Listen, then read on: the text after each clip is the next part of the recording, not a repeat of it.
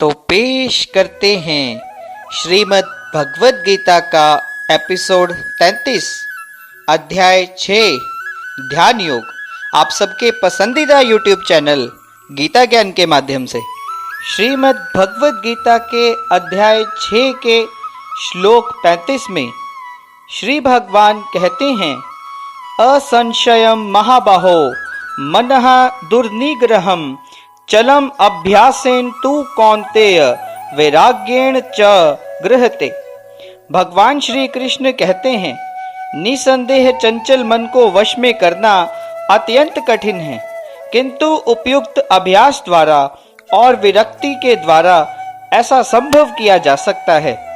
अर्जुन द्वारा व्यक्त इस हठीले मन को वश में करने की कठिनाई को भगवान श्री कृष्ण स्वीकार करते हैं, किंतु साथ ही वे सुझाते हैं कि अभ्यास और वैराग्य द्वारा यह संभव किया जा सकता है।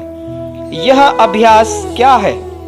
वर्तमान युग में तीर्थवास, परमात्मा का ध्यान, मन और इंद्रियों का निग्रह, ब्रह्मचर्य का पालन, एकांतवास आदि में कठोर विधि विधानों का पालन कर पाना संभव नहीं है, किंतु कृष्ण भावनामृत के अभ्यास से मनुष्य भगवान की नवदा भक्ति का आचरण करता है। जिसका मन ऊंची श्रृंखला का है, उसके लिए आत्म साक्षात्कार कठिन कार्य होता है, किंतु जिसका मन संयमित है और जो समुचित उपाय करता है, उसकी सफलता निश्चित होती है।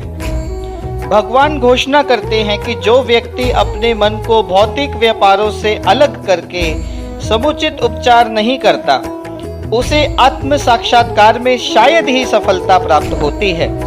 भौतिक भोग में मन लगाकर योग का अभ्यास करना मानो अग्नि में जल डालकर उसे प्रज्वलित करने का प्रयत्न करना है। मन का निग्रह किए बिना योगाभ्यास समय का अपव्यय है। योग का ऐसा प्रदर्शन भले ही भौतिक दृष्टि से लाभप्रद हो, किंतु जहां तक आत्म साक्षात्कार का प्रश्न है, यह सब व्यर्थ है। तो इसीलिए एक मनुष्य को चाहिए कि भगवान की दिव्य प्रेमा भक्ति में निरंतर मन को लगाकर उसे वश में करे। कृष्ण भावनामृत में प्रवृत्त हुए बिना मन को स्थिर कर पाना असंभव है। श्रीमद् भगवद गीता के अध्याय 6 के श्लोक 40 में श्री भगवान कहते हैं, पार्थ नैवेह नामुत्र विनाशतस्य विद्यते न हि कल्याण कृतकर श्रुग्रति तात गच्छते। अर्थात, हे पृथा पुत्र, कल्याण कार्यों में निरत योगी का ना तो इस लोक में और ना ही परलोक में विनाश हो सकता है। हे मित्र, भलाई करने वाला कभी बुराई से पराजित हो ही नहीं सकता। यदि कोई समस्त भौतिक आशाओं को त्याग करके भगवान की शरण में जाता है, तो इसमें ना तो कोई क्षति होती है और ना ही पतन। दूसरी ओर अभक्त जन अपने अपने व्यवसायों में लगे रह सकते हैं, फिर भी वे कुछ प्राप्त नहीं कर पाते। भौतिक लाभ के लिए अनेक शास्त्रीय और लौकिक कार्य हैं। जीवन में आध्यात्मिक उन्नति अर्थात कृष्ण भावनामृत के लिए योगी को समस्त भौतिक कार्यकलापों का परित्याग करना होता है।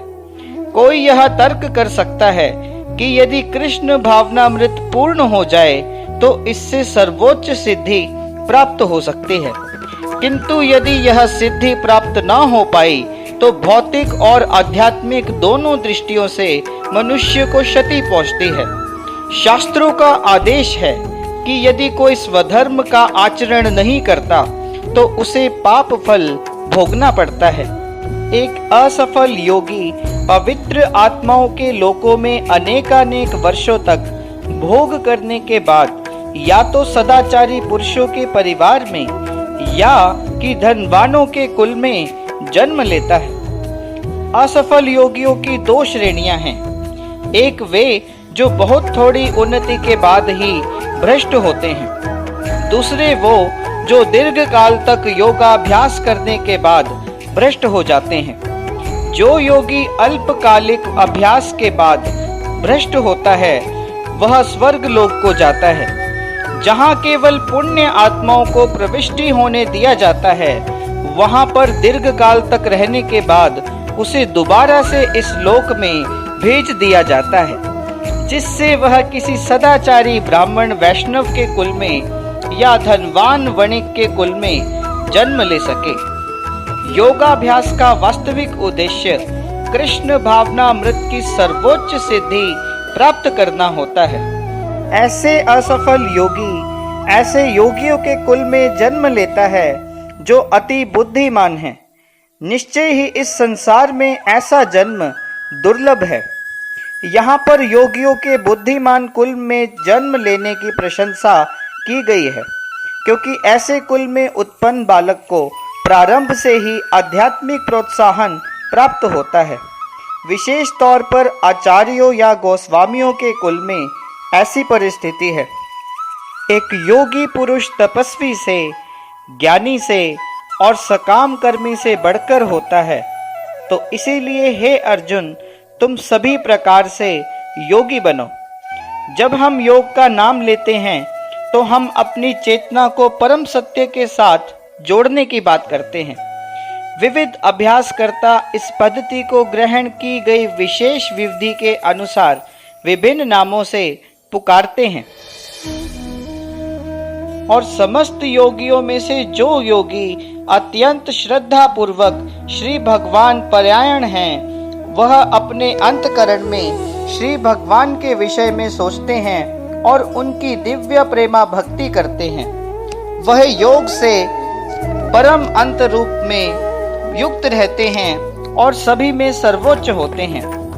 यही श्री भगवान कहते हैं। भक्ति का अर्थ है भगवान की सेवा, जो इस जीवन में या अगले जीवन में भौतिक लाभ की इच्छा से रहित होती है। ऐसे प्रवृत्तियों से मुक्त होकर मनुष्य को अपना मन परमेश्वर में लीन करना चाहिए। ये सभी कुछ ऐसे साधन हैं जिनसे योग की परम प्राप्ति अवस्था भक्ति या कृष्ण भावनामृत को संपन्न किया जा सकता है। तो इस प्रकार श्रीमद् भगवद गीता के 6ठे अध्याय ध्यान योग का भक्ति वेदांत तात्पर्य पूर्ण होता है। बोलिए श्री कृष्ण भगवान की जय। तो इसके साथ ही साथियों, श्रीमद् भगवद गीता का एपिसोड 33 पूर्ण होता है। अगर हमारी वीडियो पसंद आए तो वीडियो को लाइक करें, हमारे YouTube चैनल गीता ज्ञान को सब्सक्राइब करें और इस वीडियो को आगे ज़्यादा से ज़्यादा शेयर करें। धन्यवाद।